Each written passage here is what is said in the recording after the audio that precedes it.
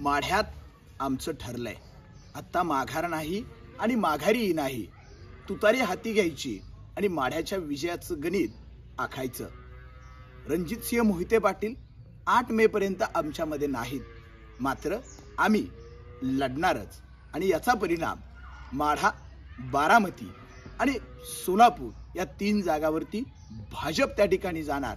ह्या 3च जागा नाही तर विधानसभेला करमाळा, माढा, सांगोला, मानखटाव इथंही भाजपाला फटका बसणार. आमचं ठरलंय. अकलूजच्या शिवरत्नवरून आज माळशिरस तालुक्याचे किंगमेकर असणारे जयसिंह मोहिते पाटील यांनी माध्यमांशी बोलताना आपली भूमिका स्पष्ट केली. नेमका शिवरत्नवरती काय घडलं?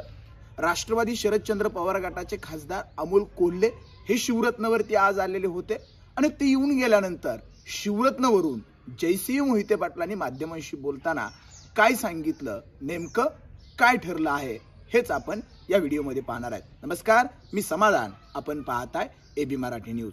माढा लोकसभेच्या रणांगणाची उमेदवारी जाहीर झाल्यापासून भाजपच्या समोरच्या अडचणी वाढताना दिसत आहेत.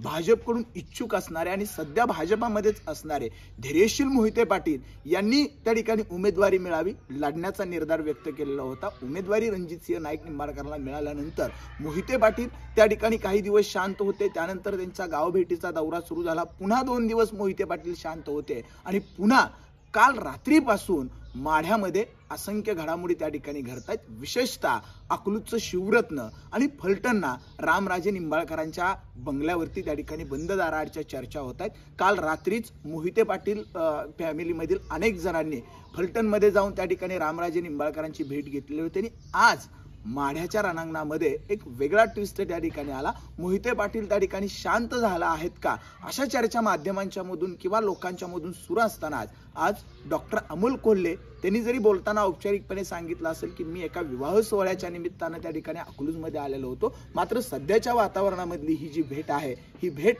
त्या अर्थानं तितकीशी महत्वाची होती. आणि त्यानंतर खऱ्या अर्थानं माळशिरस तालुक्याचे किंगमेकर असणारे माळशिरस तालुक्यातील ज्येष्ठ नेते जयसिंह मोहिते पाटील, जे बाळदादा या नावानं आपल्या सर्वांना त्या ठिकाणी परिचय आहेत, त्यांनी मात्र माध्यमांशी बोलताना सरळ सरळ ठांगून टाकलं, आमचं ठरलंय, तुतारी आम्ही हाती घेणार आहोत. फक्त शरद पवार यांच्याशी काही गोष्टींवरती या ठिकाणी बोलणं चालू आहे आणि त्यांचा एकदा होकार आला का सगळ्या गोष्टी त्या ठिकाणी सांगितल्या जातील.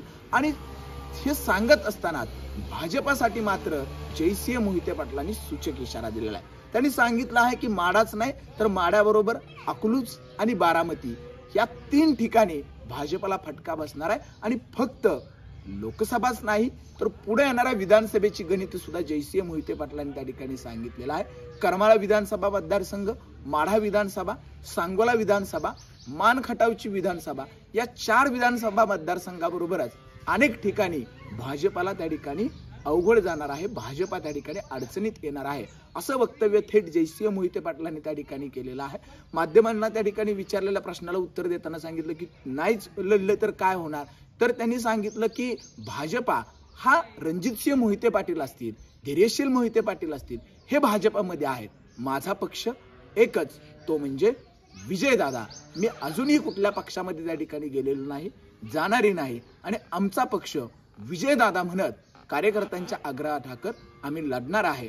धैर्यशील मोहिते पाटील नाही लढले तर अगदी अधिकारवाणीनं जयसिंह मोहिते पाटलांनी सांगितलंय त्यांची शेंडी पकडून आम्ही त्यांना लढायला लावेल आणि तरीही ते नाही लढले तर लंगोट काढून घेईल आणि स्वतः लंगोट लावून माढ्याच्या मैदानामध्ये मी उतरणार आहे. आणि हे सांगत असताना त्यांचे शेजारी धैर्यशील मोहिते पाटील हे सुद्धा बसलेले होते.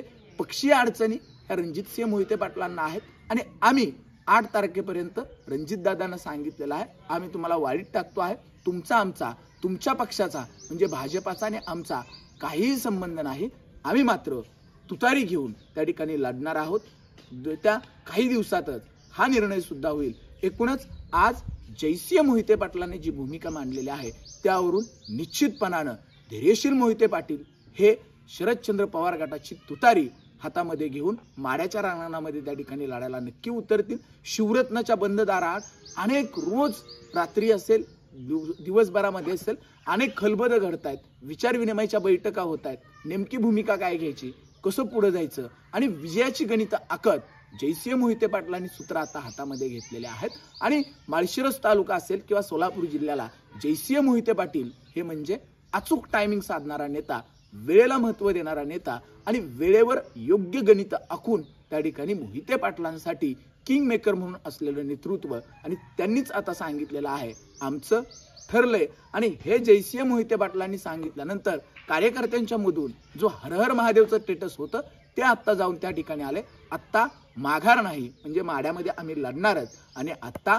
माघारीही नाही म्हणजे आता भाजपाच्या ज्या माघारी जायच्या वाटा होत्या त्या आता बंद झालेल्या आहेत आणि पुढची वाटचाल जी आहे ती त्या ठिकाणी सुरू करायची आहे. म्हणजेच माड्याच्या रणांगणामध्ये मोहिते पाटलांचा शेड्डू जोरात घुमणार आहे आणि त्यामुळं भाजपच्या अडचणी वाढणार आहेत. नेमकं तुम्हाला काय वाटतं? बाळदादा मोहिते पाटलांनी आमचं ठरलंय आत्ता माघार नाही आणि तुतारी हाता घ्यायचं मध्ये ठरलं आहे का? काय करावं मोहिते पाटलांनी? नेमकं तुम्हाला काय वाटतंय? कमेंटमध्ये सांगायला विसरू नका.